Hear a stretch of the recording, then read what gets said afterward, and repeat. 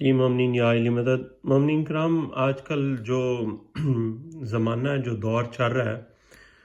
اس کے حوالے سے ایک مولا کی کچھ احادیث آپ کے سامنے پیش کرنا چاہ رہا ہوں۔ آپ دیکھ رہے ہیں آج کل جس طرح ممبروں پر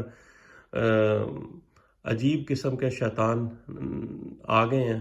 جو معصومین علیہ السلام کی توہین لکھ رہے ہیں اور پڑھ رہے ہیں، اور خاص طور پہ پاک سیدہ صلوات اللہ علیہ وہ ہستیاں جن کے بارے میں ہر بات اس طرح ادب سے اور احترام سے اور تقدس سے ہونی چاہیے کہ اگر آپ کے پاس سجدہ کر کے آپ لکھنا شروع کریں تو وہ زیادہ ضروری ہے، ہر لفظ پہ سجدہ ضروری ہے۔ پاک سیدہ صلوات اللہ علیہ کے بارے میں کچھ بھی لکھا جائے اس کو سجدہ کر کے لکھنا چاہیے۔ یہ جس طرح کی توہین آج کل ہو رہی ہے، جو لکھا جا رہا ہے اور جو پڑھا جا رہا ہے، پھر بعد میں تعویلیں اور تشریحیں پیش کی جا رہی ہیں، اس میں کسی قسم کی کوئی معافی نہیں ہے۔ پاک سیدہ صلوات اللہ علیہ کا حق وہ ہے جس میں کسی کی کوئی معافی نہیں ہے،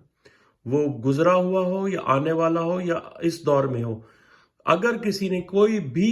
ذرا برابر بھی غلطی کی، اس کی کوئی معافی نہیں ہے، بے شک اللہ سے معافیاں مانگتا رہے، کوئی فرق نہیں پڑتا۔ میں اس حوالے سے آپ کے سامنے یہ حدیث رکھنے لگا ہوں کہ لوگ جو ان کے دفاع میں آج کل بول رہے ہیں، ان لوگوں کے جنہوں نے یہ حرکتیں کی ہیں، ان لوگوں کے دفاع میں ان کی تعویلیں اور تشریحیں بیان کر رہے ہیں، تو ان کے حوالے سے یہ آپ کے سامنے میں غیبت نعمانی سے ایک مولا کی حدیث لے کر حاضر ہوا ہوں۔ یہاں پر اس کے صفحہ نمبر 394 پر حدیث ہے کہ ہم سے بیان کیا ابو سلمان نے، اوپر راویوں کے نام لکھے ہوئے ہیں۔ مولا کے پاس ایک شخص آیا تو مولا امام صادق علیہ السلام اللہم صلی علی محمد وعلی محمد وعجل فرجہم، تو کہتا ہے کہ اے میرے سید و سردار، آپ کے شیعہ تو بہت زیادہ تعداد میں ہیں جو آپ کو آج کل نظر آ رہے ہیں، کہ جو ظاہری طور پر جنہوں نے پاک معصومین علیہ السلام کے خلاف شاعری کی اور پڑھی، بی بی پاک سیدہ صلوات اللہ علیہ کے حق میں اتنی زیادہ بدتمیزی اور غیر مہذب الفاظ لکھے اور پڑھے کہ اے میرے سید و سردار، آپ کے شیعہ تو بہت زیادہ تعداد میں۔ مولا کہتے ہیں کہ اچھا ان کا ذکر کرو، کون ہے؟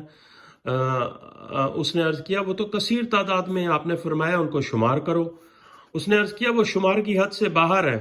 یہاں پر آپ وہ دیکھیں جو لوگ یہ کر رہے ہیں اور جو لوگ ان کا دفاع کر رہے ہیں۔ حضرت امام صادق علیہ السلام نے ارشاد فرمایا آگاہ رہو، اگر 310 سے تھوڑا اوپر کی تعداد مکمل ہو جائے تو وہ ہوگا جس کا تم ارادہ رکھتے ہو، یعنی کہ ظاہری طور پر تمہیں جو یہ نظر آ رہے ہیں ملینز کی تعداد میں، یہ نہیں، جو 310 سے تھوڑی سی بھی تعداد اوپر ہو جائے تو وہ ہوگا جس کا تم ارادہ رکھتے ہو، یعنی کہ مولا منتقم علیہ السلام کا اللہم صلی علی محمد وعلی محمد وعجل فرجہم کا ظہور ہو جائے گا۔ لیکن ہمارے شیعوں کی حالت یہ ہے، جو ظاہری طور پر شیعہ ہیں، کہ آواز ان کے کان کے آگے تک نہیں پہنچتی، ان کی دشمنی ان کے بدن تک ہے، یعنی اپنی ذات کے لیے دشمنی کرتے ہیں، اپنے لیے دفاع کرتے ہیں، اپنی دفاع کے لیے جنگیں لڑتے ہیں۔ وہ کھل کر ہماری مدح سرائی نہیں کرتے،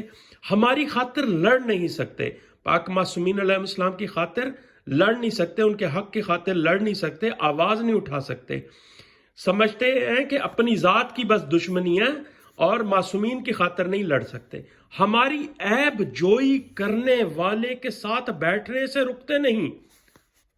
ہماری عیب جوئی کرنے والے کے ساتھ بیٹھنے سے رکتے نہیں، ہماری تنقیص کرنے والے کے ساتھ گفتگو ختم نہیں کرتے، ہم سے بغض رکھنے والے سے محبت کرتے ہیں اور ہم سے محبت کرنے والے سے بغض رکھتے ہیں۔ پس میں نے عرض کیا میں اس طرح کے شیعوں کو کیسے سمجھاؤں؟ آگے مولا نے بیان کیا کہ کیا ہے ہمارے شیعہ، مگر یہ جو آج غلط پڑھنے اور غلط لکھنے والوں کے دفاع میں تعویلیں اور تشریحیں گھڑ رہے ہیں اور دشمنی کر رہے ہیں، انہوں نے ان لوگوں کو اپنا اللہ مولا بنا لیا ہے، کیونکہ ان کی دشمنی ان کے بدن تک ہے۔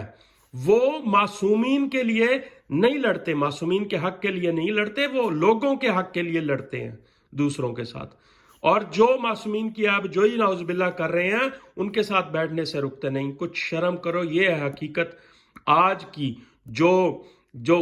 تلخ حقیقت ہے کہ شیعہ صرف اپنی ذات کے لیے ہیں اور معصومین کے لیے کوئی آواز نہیں اٹھاتے۔ اللہ اکبر۔ اللہم لعن قتلۃ الحسین و اصحابہ، اور اس ویڈیو کو صرف اسی لیے نشر کر رہا ہوں تاکہ لوگوں کی آنکھیں کھلیں کہ وہ کیا کر رہے ہیں. یہ آخری دور ہے. اس کے بعد جو ہے نا معصومین علیہ السلام کا جو امر ہے وہ ظاہر ہو جائے گا اور پھر ذوالفقار گردن پر ہوگی. آج فیصلہ کر لیں آپ نے کیا کرنا ہے. اللہم صلی علی محمد و علی محمد وجل فرجہم.